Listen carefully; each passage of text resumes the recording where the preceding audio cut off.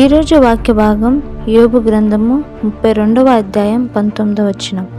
నా మనస్సు తెరవబడని ద్రాక్షరసపు తిత్తువలే నున్నది, క్రొత్త తిత్తువలే అది పగిలిపోవుటకు సిద్ధముగా నున్నది. ఈ తిత్తులు అనగా అది తోలుతో చేసినది.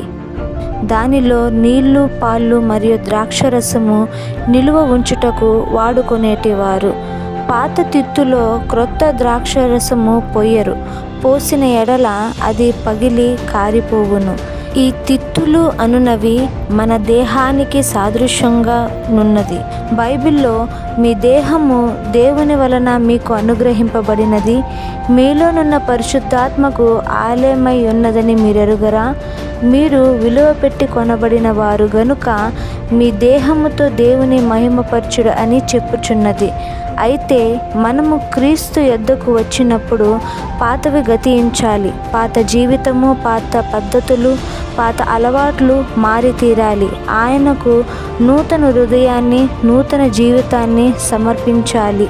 ఈ నూతన జీవితంలో ద్రాక్షారసము అను రక్షణతో నింపినప్పుడు అది దేవునిచే వాడబడే గొప్ప పాత్రగా మార్చబడుతుంది.